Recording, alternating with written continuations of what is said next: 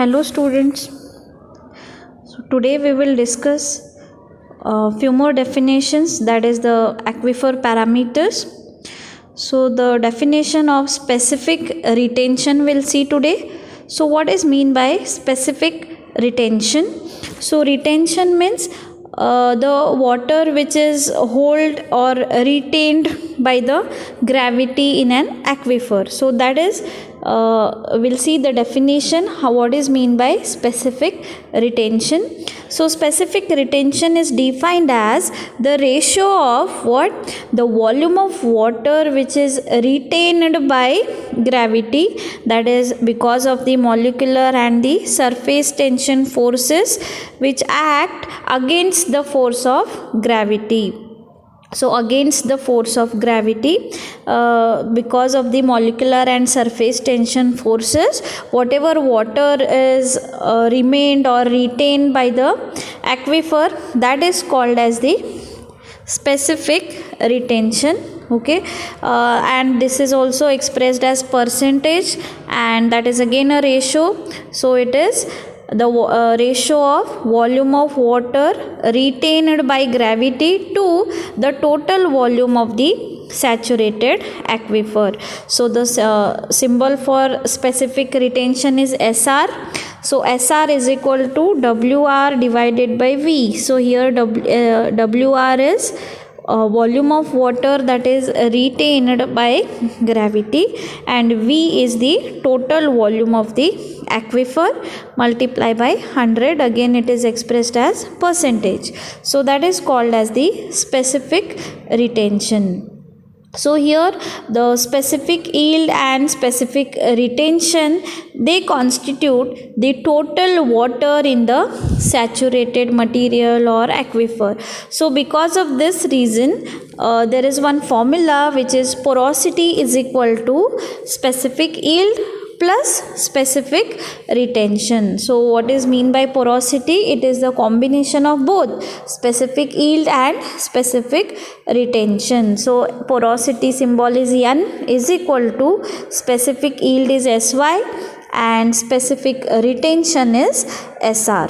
So if you know two of these factors, you can find out the third one. So if you want to find the specific yield, the formula becomes porosity minus specific retention. If you want to find specific retention, the formula will be porosity minus specific yield. So this equation is important. So that is porosity is equal to SY plus SR. Then we'll see one more definition, that is transmissibility. Transmissibility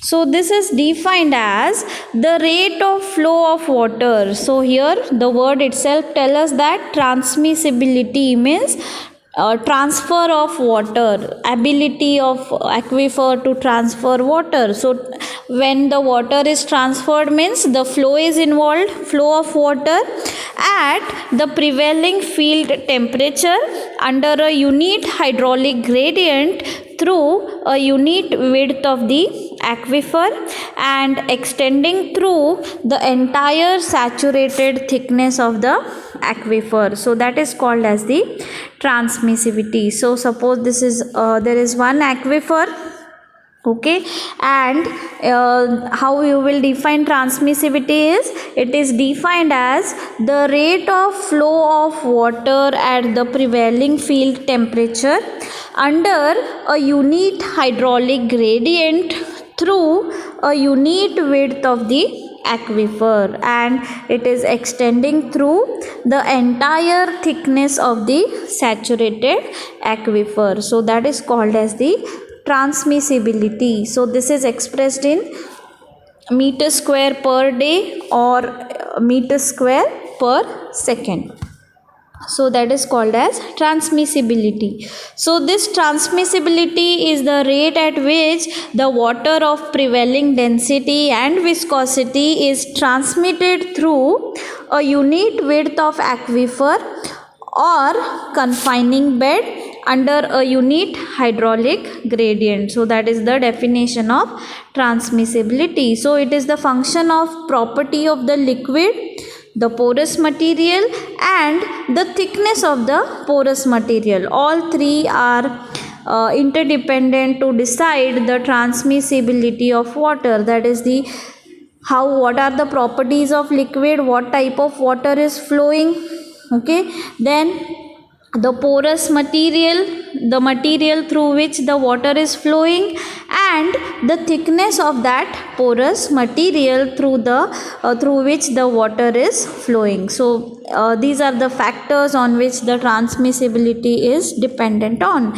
So in simple way, transmissibility is defined as the product of, that is the multiplication of, hydraulic conductivity and the saturated thickness of the aquifer. So the formula for T is equal to K into B. So here T stands for transmissibility, K stands for hydraulic conductivity, and B is the thickness of the aquifer. So that is called as the transmissibility. So it is the product of K and B. K is hydraulic conductivity of the aquifer and B is the saturated thickness of the aquifer. So that is called as transmissibility. Next we'll see one more definition, that is storativity, or it is also called as storage coefficient. So what is mean by storage coefficient? The symbol is S.